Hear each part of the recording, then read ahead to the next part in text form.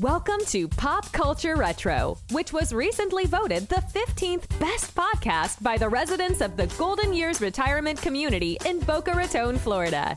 Each show, we'll revisit some of your favorite pop culture memories with insider and outsider perspectives. Now, please help me welcome your hosts, Ike Eisenmann and Jonathan Rosen. Hello, and welcome to another edition of Pop Culture Retro. I'm one of your hosts, Jonathan Rosen, along with Ike Eisenmann, and today we are thrilled to welcome two people who are an integral part of my childhood, of many other people's childhoods. They entertained us for years in nearly 200 episodes. Please help us welcome Doug and Emmy Jo from the new Zoo Revue. Doug and Emmy Jo, thanks so much for joining us. Well, thank you for having us. We're excited. Well, to start with, we want to know, how did the two of you meet? Well, it's quite a story. We met doing summer stock in Santa Maria, California, and we were both in all kinds of plays. I was playing that summer. I was playing Portia in The Merchant of Venice, and Masha in The Three Sisters, and Doug was doing the music, and I just thought he was real attractive. And I tell you, when I found out that in addition to having all this musical talent, I actually used to go into the music rooms and listen to him playing his songs. And when I found out that he also got up at 5 a.m. and played basketball, that did it for me. Because I come from kind of a sports-related family. And I thought it was pretty cool that he was so artistic, but he was also a big, he was very athletic. So the basketball got you more than the music? Actually, probably yes. Well, whatever it was, I'm glad that it happened. It seemed to have worked out just fine. It was a 3-point wonder. Every single team wanted Doug on their team. Well, for pickup games. For pickup games and in the leagues too. Because they could always count on him for those shots. Well, did you both grow up in musical families as well? Well, not really. But I majored in theater, and that's been my love. And same with Emmy Jo. Yeah, my mother was, both of my parents were musical. They played the piano. They weren't in, and my mother did quite a bit of acting in her younger days, but neither one of them had that as a profession. My mother was a music teacher in an elementary school. God, so, as children, was the desire to perform instilled in you, or did that come later? Well, it really came as an opportunity. It all started when my mother was working for a toy store in Whittier, California. And the lady that owned the toy store had a beanbag frog named Freddie. And she told my mom, I really want to create a television show around this frog. Do you know anybody that could help? And my mom, being a good mom, said, hey, my son can do that. He's a playwriting major. And so I met with Barbara, and she said, well, I need a show created like this. Can you come up with something? So I actually went home that night, wrote the theme song, sketched out the characters, the set, just about everything, and presented it to her. And she was like, I like this. This is good. So her and her husband, because they owned the toy store, they knew the owners of Mattel toys. Ruth and Elliot Handler at the time, in Hawthorne, California. So they arranged a live audition for the show. And Emily and I played all the characters. I had my guitar. We went into a dark theater. We sure did. Where the executives were all there in the back. And I sang my songs, and I was playing Freddie and Henrietta. She was playing Charlie and Emmy Jo. And that's why the name is Revue, R-E-V-U-E. And so we performed, and I thought, okay, where's the applause? crickets, nothing but, they were just Yeah. like, Yeah. oh, okay, we'll get back to you. So Emily and I got married, and while we were at the wedding, we got a call. Hey, we're going to do a pilot. Get back here. So the concept was really, it was just given to you based around the toy. It was a stuffed frog. It's like everything else was. Yeah, if you went into a toy store and you found a little stuffed green frog, that's what she gave him. And it was interesting. It was a beanbag. That's right, a little beanbag frog. And what was really interesting, and I've got his original sketches and things, and we happened to be looking at them earlier this summer, and Charlie, well, you were originally Xenophony Zoo. You didn't call yourself Doug. No, right. And Charlie was a giraffe. It was Charlie the giraffe. I don't know why you changed that. Changed it because he couldn't fit in the set. That makes sense. You get a long necked giraffe, it's just kind of hard to. But when we went back to California after our wedding, in those days you could get stationery from the flight attendants, and so he got some stationery and he did his concept of what he thought the set should look like, and it's all on American Airlines stationery.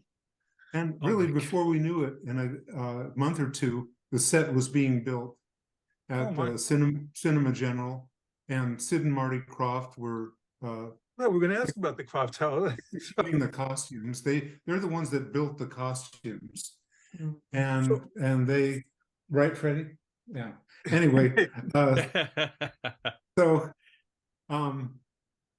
And so it was just kind of a dream come true, to be honest with you guys. I mean, if you can imagine a young kid, I was 23 years old, and all of a sudden I walk into Cinema General and here's the set and the lights and the costumes, and we're auditioning people for voices and dancers, and I'm like, and this is kind of my dream, because I wanted to write shows for Broadway. I wanted to write musical comedies. And here I had an opportunity to write a musical comedy every day for kids.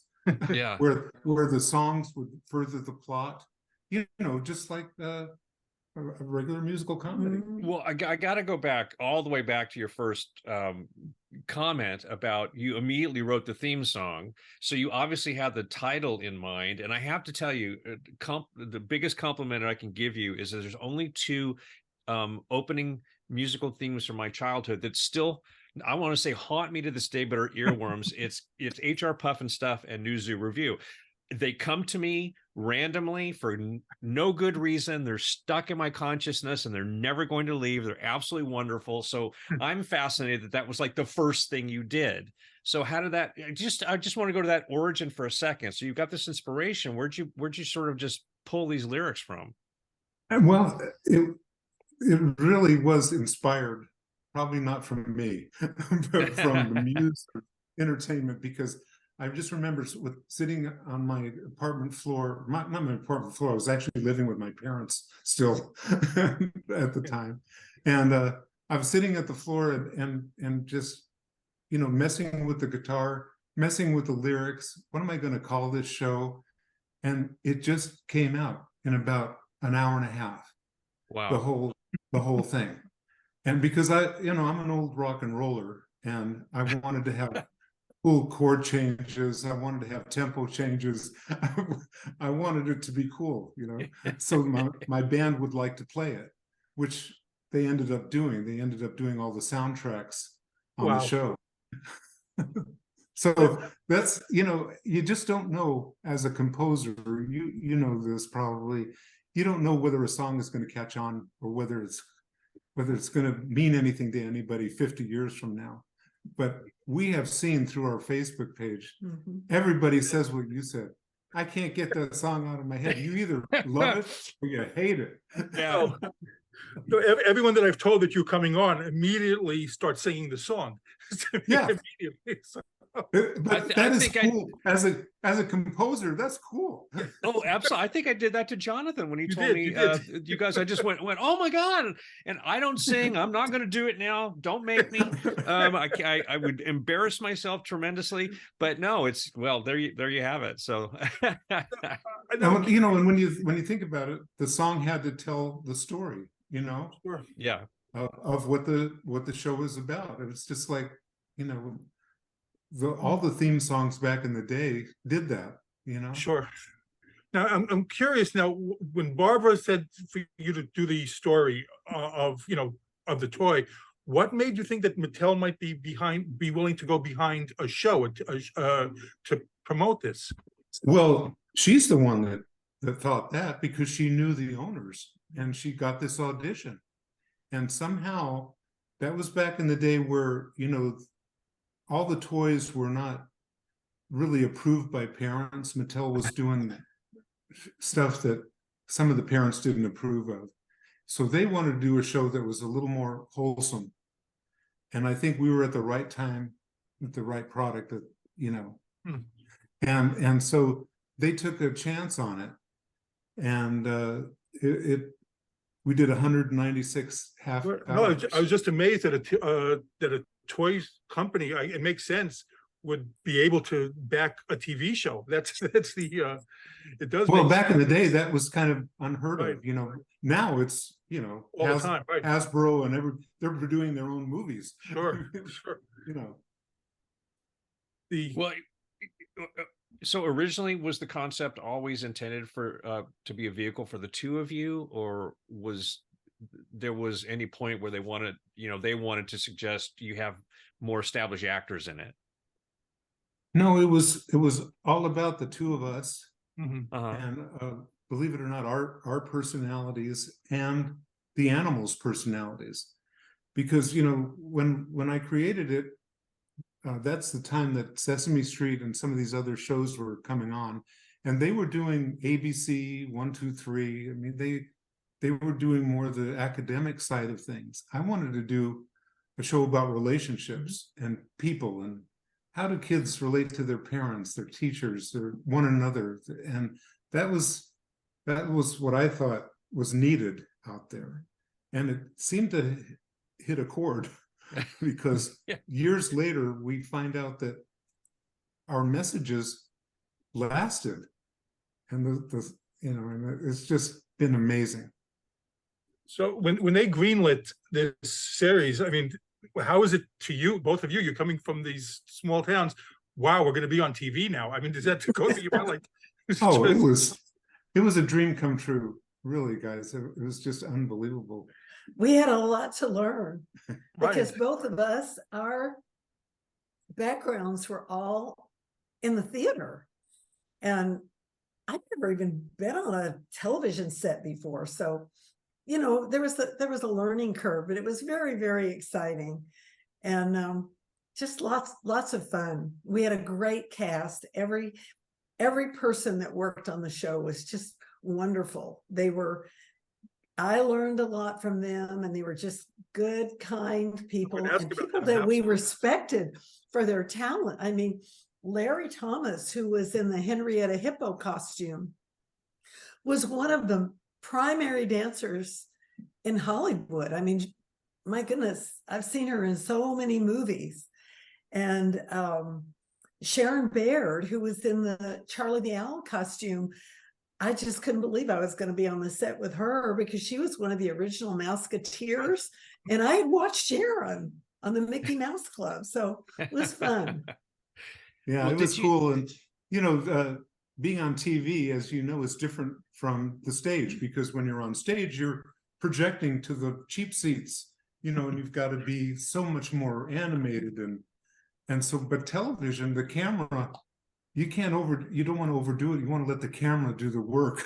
And we had to learn that for sure. And it was work. There's no question about that. We worked really hard doing all those shows, but there was something very magical about it. It was something in that set. Like, I love to do scenes in Henrietta's house. I just kind of wanted to live there, and the pond, and it was just Charlie's elevator, and there was a certain magic about it that just made it so much fun. Oh, there's no doubt, because I was a child actor, and it was shows like yours that made me want to become part of these fantastical worlds that were built out there.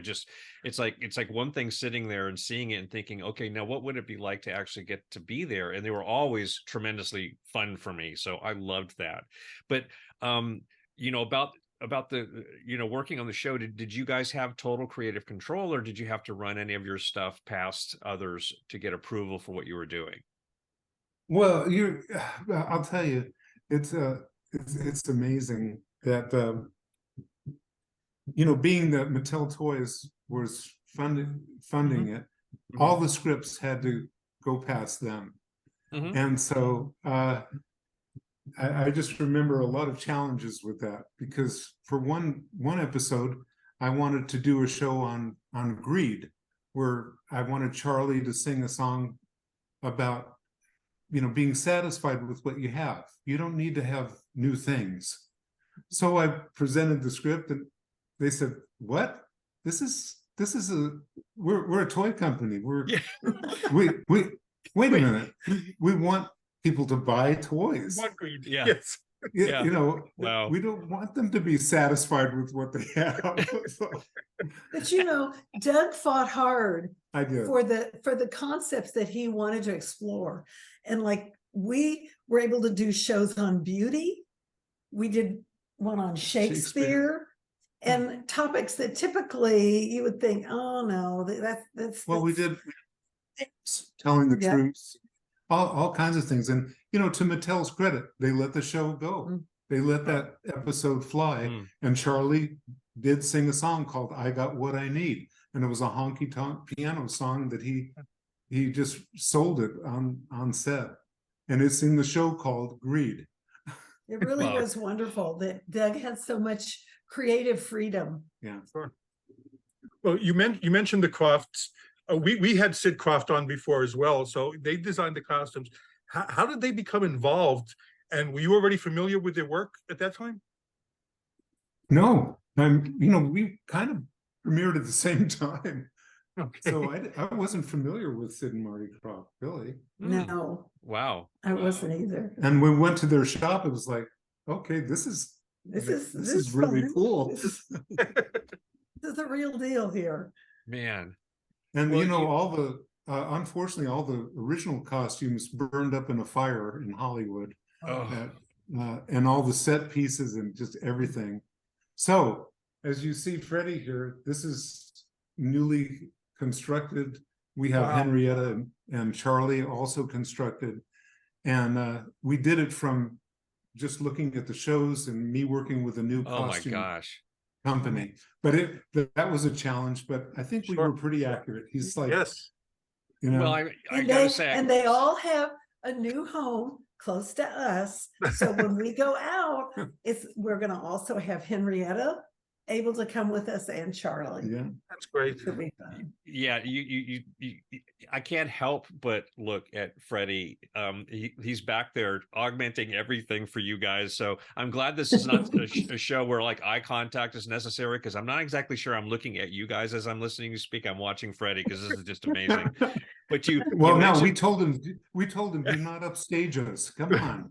Oh well, he can't help himself. I mean, my goodness. I said, no, in this one you got to be a listener. Yeah, and he's doing pretty good back there. Well, you've mentioned all your main characters. Were there others on the drawing board that never saw the light? No, not really. We introduced a puppet that to comment on the action in the breaks, in the bumpers, but that was about it. And then when and Frida.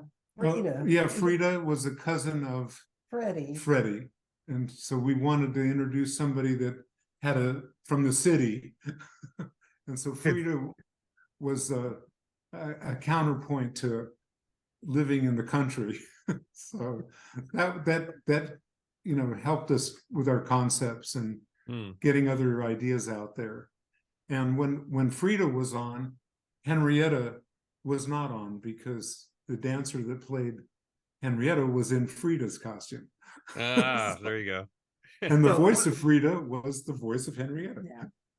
Well, do want to ask about some of the cast that you mentioned. For starters, as a kid show, you really had an amazing cast. You've already touched upon it. Besides, Sharon Baird, who you mentioned already, Joni Robbins, and the great character actress, Fran Ryan, who even at that time had already appeared in everything. You had Chuck Mrs. Goodbody. Right, Chuck Woolery, who went on to the game show hosting. So both of you were new to television. Is it somewhat daunting to appear with all these vets, for your first time? Oh, absolutely. I mean, we had some guest stars on the show, and one of my favorites and inspiring was I got to sit in Freddie's pond in the rowboat with Henry Mancini. I mean, it doesn't get any better than that. Wow. I said, what advice can you give a young composer? Just keep writing.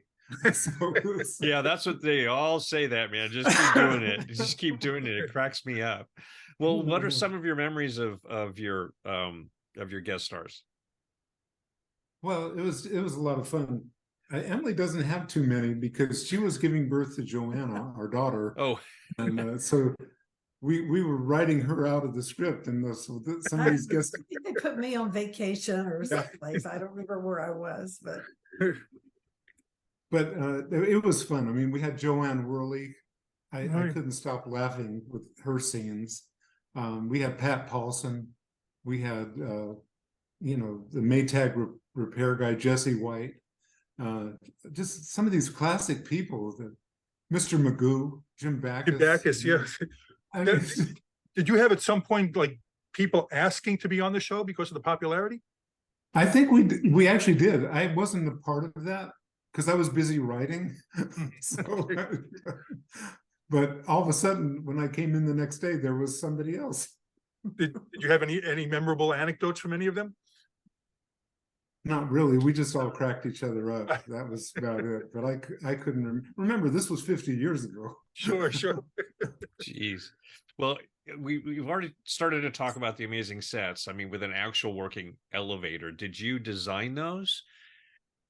Well, it's in my original drawing, but it took a real architect and the set people to actually make the hydraulics work, make it safe, and make it work. And we had some very talented people doing that, set designers that took my idea and just brought it to life. And our media is a media of cooperation and working together, and that's what we have. Well, you mentioned, Doug, that you wrote over 600 songs for the series. So you both had to learn songs, you both had to learn dance routines. So how demanding is it to have to oversee a show, learn dances, learn songs, and still have to be responsible for new content all the time? The off season was very interesting.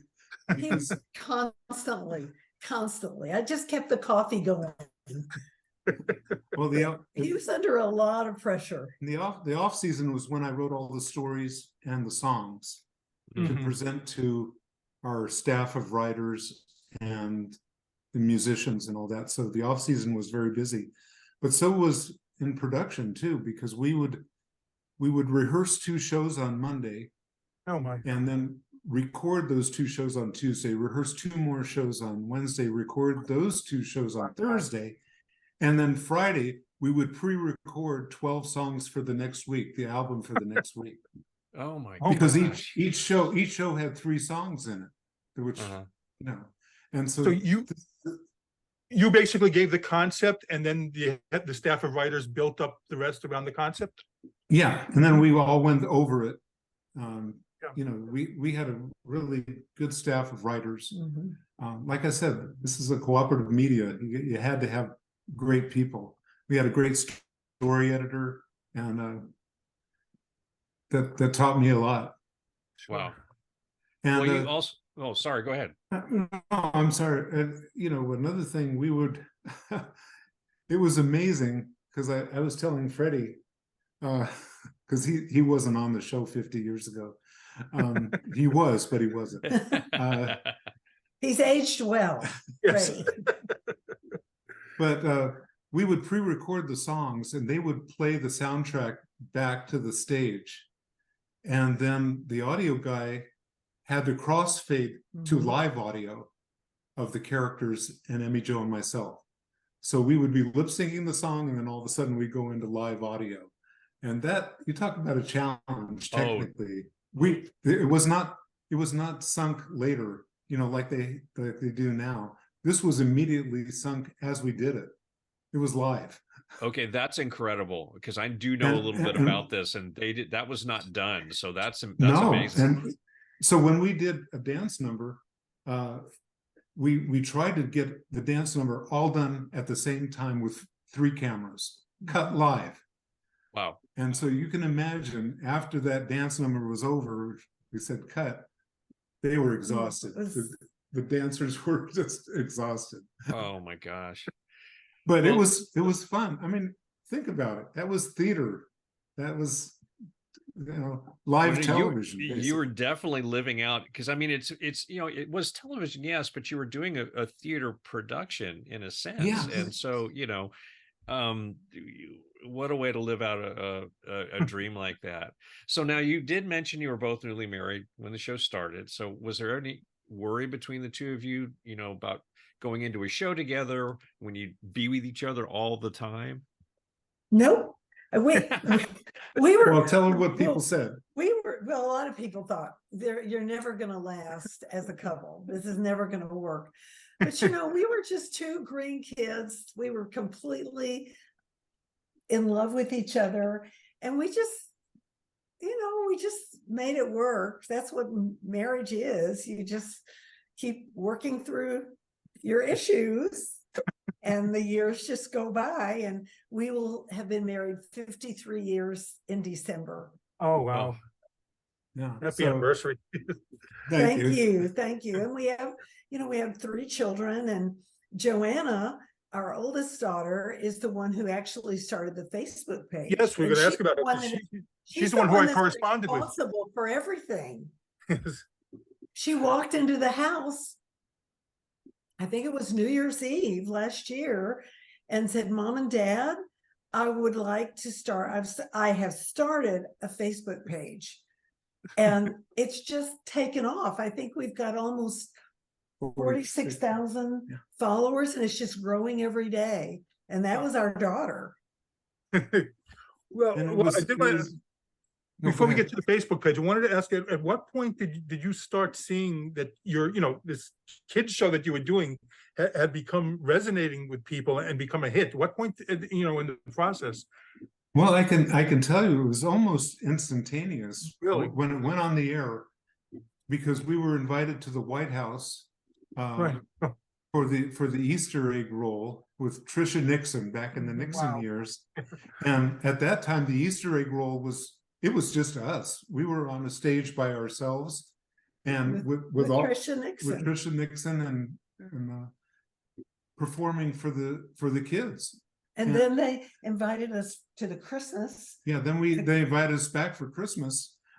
So we went back to the White House twice. And Pat Nixon gave a party for the children of the foreign diplomats. And boy, that was just wonderful, because we were in, I don't know, the East Room, one of those beautiful rooms. And all these little children from many different countries were our audience. And it was quite a thrill. And we had all 3 characters too. And I pre-recorded a live show where Emily and I would be live, and then they would break into numbers with, So, and then I went on tour in the summers to shopping centers and all over the country with my guitar and Freddie, and we did shopping centers and all. So I could feel the show resonating out there as we did a live show.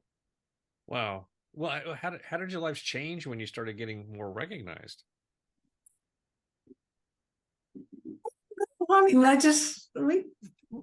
didn't think about it too much, honestly. And plus, I've had a pretty private life. Doug was the one that went out on all the personal appearances. I went on a couple of them, and I went to the White House. But, I was home with our children for a lot of this. So I wasn't I really wasn't aware that there was this following that we have discovered.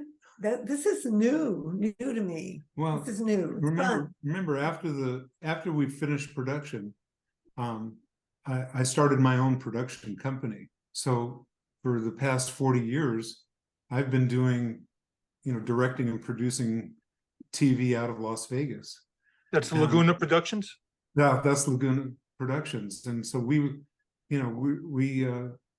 helped the city of Las Vegas come to be. We did all of their ad campaigns, and I was instrumental in writing a lot of the campaigns. And so I was kind of behind the scenes and doing other creative stuff, and we just kind of put New Zoo on the back burner. I was doing the bookkeeping for our company. Yeah. And gosh, I went back and I got my master's degree during this time. And we just I did a lot of different things during the last 50 years that were not production oriented. But I was having fun, directing and producing commercials. That was a kick, because I was, I remember being on stage in Vegas, and I was supposed to have the Pointer Sisters say, hey, come to Vegas. And I was told by everybody, they're never going to do that. They're never going to do that. Well, somebody told them, hey, you know who that is? That's Doug from the new Zoo Revue. They started singing the theme song in 3-part harmony on stage. And I was like, oh my goodness. So if you wondered how it resonated, it was all over. And we just, like Emily said, we were kind of just sheltered, I guess you could say, from it all. But we're so happy now that it's out there again. Oh my goodness.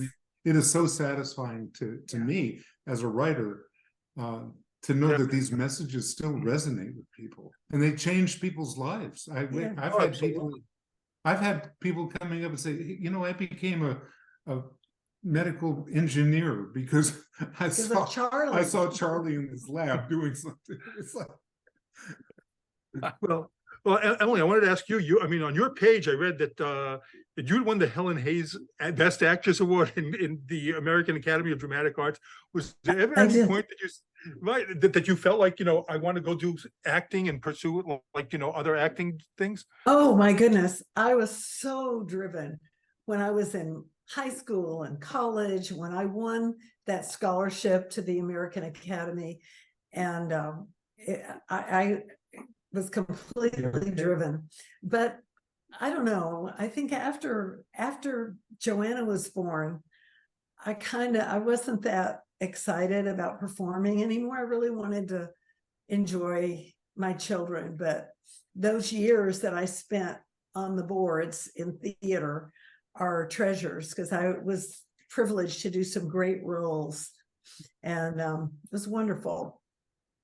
Well, I want to now, the show ran for several years. So, at the end, was it canceled, or did you want to pull the plug and do other things?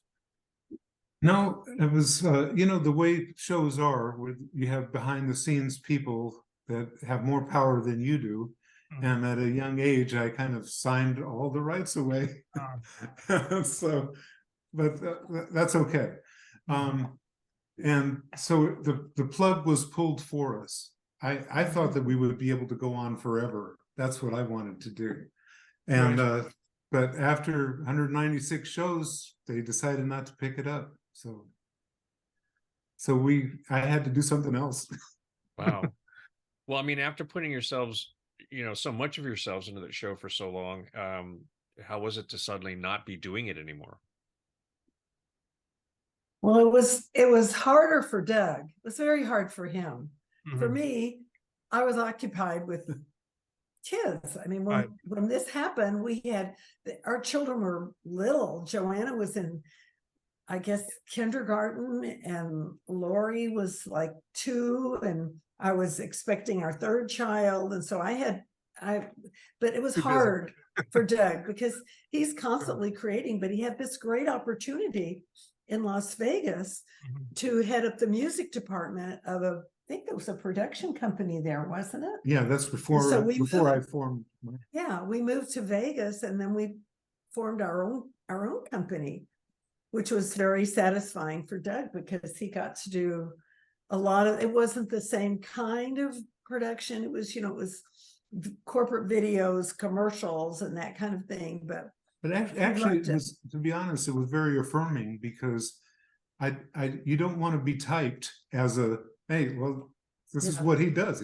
He's a kid show guy, So this gave me credibility in the marketplace far beyond New Zoo. So I was very grateful for that because I was accepted as a director and a writer in other areas, And I've been composing still, and doing not just kids songs but other songs out there. And I had a song placed on Army Wives, and doing different compositions for different things. And he's creating all the time. He's got 2 shows right now that he's working on, children's shows. You never stop creating, right? No, that's fantastic. Of course not, right? Now, I want to know, did you manage to keep anything from the original production sets or anything? No, there was nothing. Nothing left. Really? No. Well, everything burned up in a fire. Yeah. God, that's just, so everything was destroyed in the fire. Yeah. Wow. All we have are our personal scrapbooks. Yeah, we have our things that we had kept, pictures that we had kept. But it's a shame. Emmy Jo's boots were in that storage unit that burned out. We've had so many people have said, well, where are the boots? Where are the boots? We're going to ask about that's one of the comments I see all the time on your group pages. Your boots have this own fan following.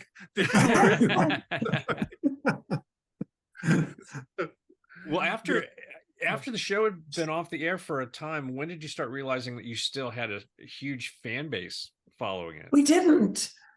To be honest with you, Ike, we didn't. Yeah.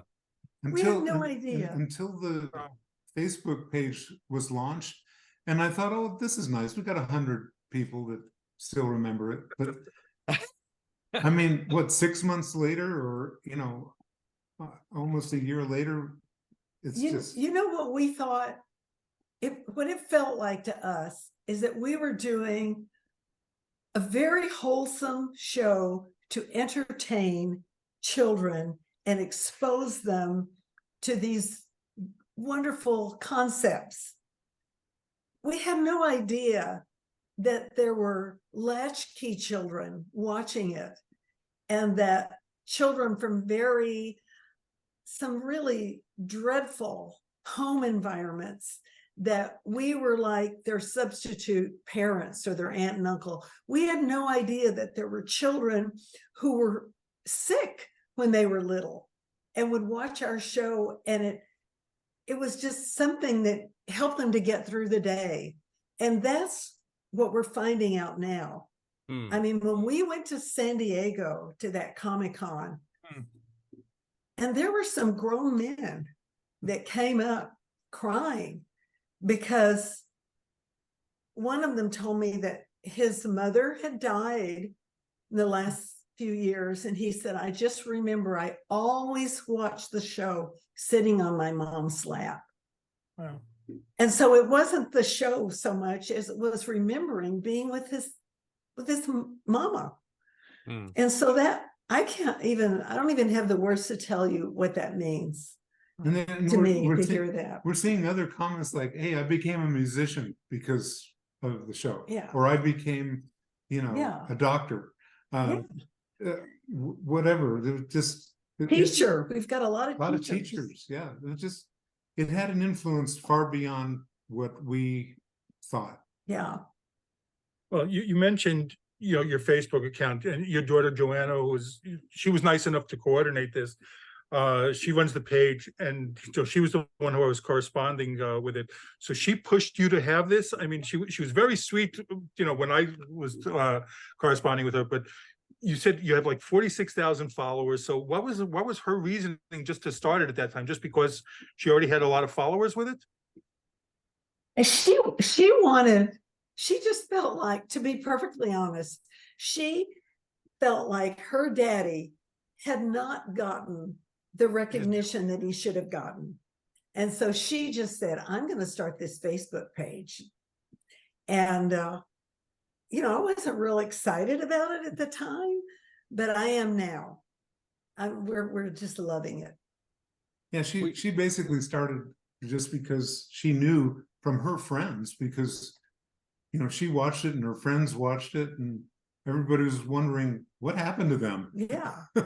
What happened to the show? And that there are people out there who want their kids to see it. Yeah. And their grandchildren.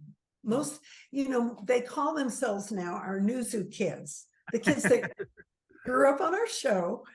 And so they're our new Zoo kids. Well, And I love your page. Most of them have grandchildren, and Right. they would like their grandchildren to see our show. Well, So- you know, all the revivals now of older shows and some of the new shows, it's pretty dark out there right now, in my opinion. And so I think our little show is a little beacon of light. Hey, treat each other kindly, with respect, and do unto others as you would have them do unto you. I mean, that was our message then, and it still is now. Well, Go go ahead, Ike. I'm sorry. No. Go ahead. Well, speaking of that, I mean, there's been talk. I've read different things about a new Zoo Revue revivals. So have you heard anything about that? And would you be involved if they asked? If there was a revival, I would definitely be involved. I would say Okay. yes, but there's nothing been concrete about it yet. You know how that goes. It's just all up in the air. But I will tell you that we want to, whatever happens, we want to make it true to the original concept and true to what we did, because I don't think that is out of date. No. Oh, You know, no. I go back and listen to some of the songs, and I'm think, did I write that? And then I think, wow, that song still holds up. And we've had that reaction from a lot of people, not just the theme song, but other songs from the show.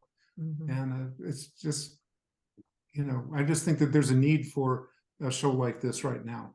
Oh, I do too. We have had a lot of people write us and tell us on that Facebook page that they can't find anything that they really feel comfortable showing to their grandchildren. Because, you know, this is the kind of show that, you know, mom can go in the kitchen and make dinner and not worry what her child is going to see. Yeah. Well, you still do many fan conventions. You've already kind of mentioned it a little bit about some of the experiences. So what are some of your other experiences like, you know, getting to interact with fans and they are like family. They're like family. We don't have fans. We have family.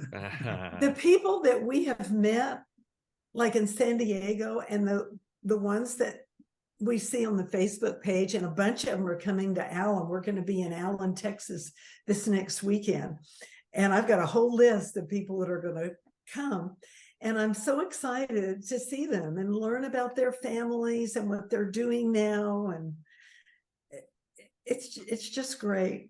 I've had a couple of people write me and tell me, you know, that they're facing some real health challenges now.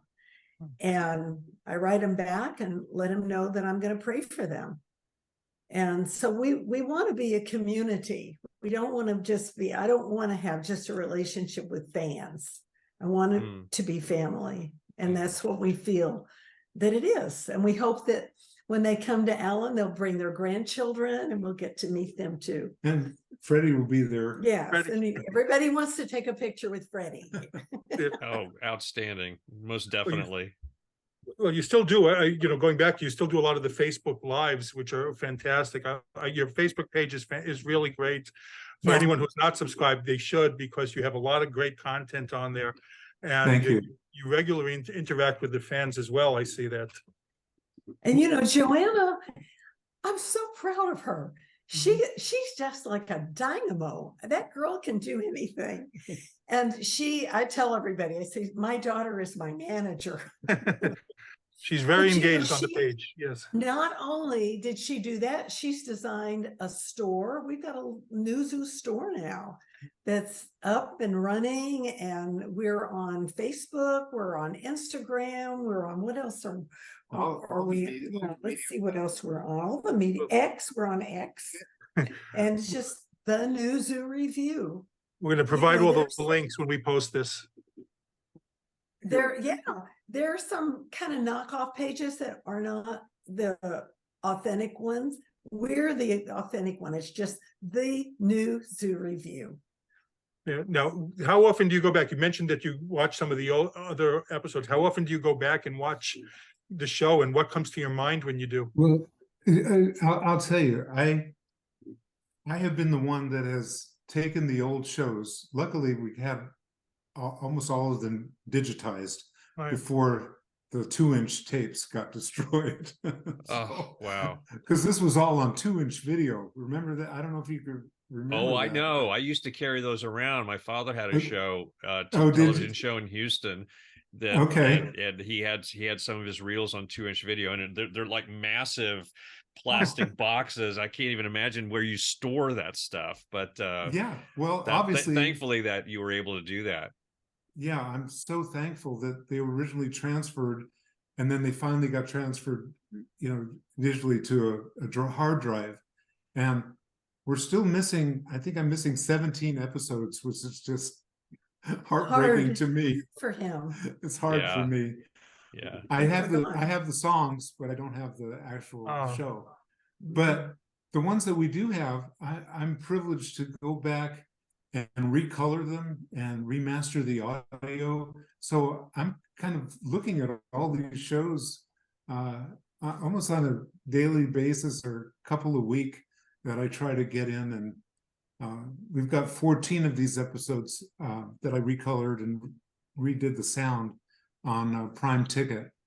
And it's kind of cool, like as a creator, I have to reinvent myself technologically.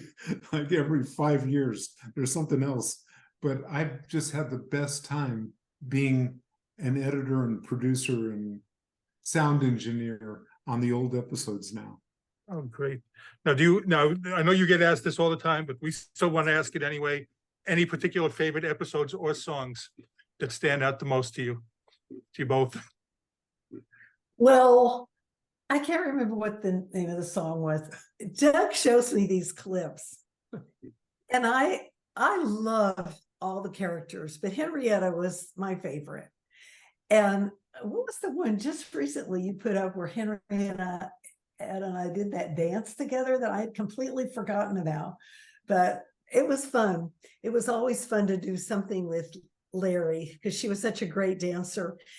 And it's hilarious to listen to the dialogue because particularly Charlie, but really all the characters, there was this other level that was sort of geared toward adults that might go over the kids' heads. And now I'm hearing it again, and it's hilarious.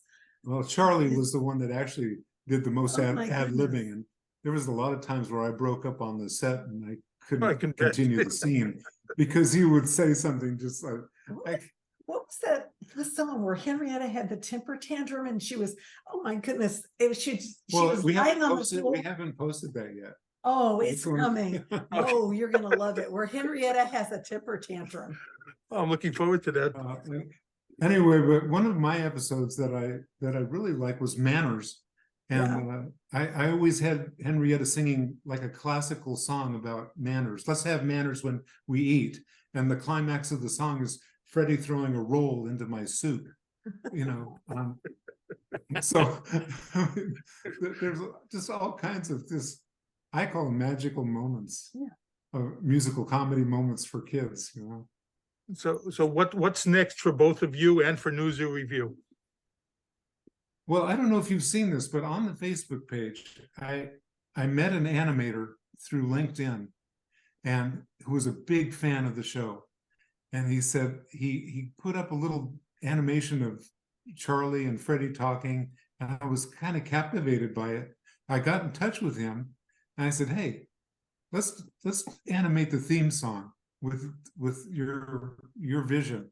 And he did. And I'm telling you, it's charming. Have you seen it? No, I've not. Now I have to go look for that immediately. It's on the Facebook page. Maybe we can get Joanna to repost it. But if you scroll down the Facebook page, just keep scrolling down, you'll see this animation, and it's so fabulous. It's the theme song, 60 seconds. Yeah, Freddie likes of all of our the theme song. And Emily's animated, I'm animated, and we're thinking, well, that might be a cool way to bring things back. Bring back the show. Sure. Because you know what, we could use the soundtrack. That would be great. Just put animation to it. But you'll see when you see this, he perfectly captured the magic of the show, all the characters. It's just fabulous. Yeah. I'm looking forward to that. So hopefully there'll be some more iterations of the show. I hope so. That's what we're hoping for. Well, we want to thank both of you today for doing this for us. It was such a pleasure for us to get to speak to you and hear your stories. You know, both of us were huge fans growing up, and it really was a pleasure. Well, we have enjoyed it. You both are just wonderful. And it's going to be nice to think of you living down there in beautiful Florida. And if you're ever up our way, we hope that you'll contact us so we can take you to vice versa as well. If you're ever down here, we'd love an evening together. The same thing. Well, again, this has been Pop Culture Retro. I'm Jonathan Rosen, along with Ike Eisenmann. And again, a very special thanks to Doug and Emmy Jo and Freddie from the new Zoo Revue. And please subscribe. Thank you for listening to Pop Culture Retro, where no one was hurt during the making of this podcast.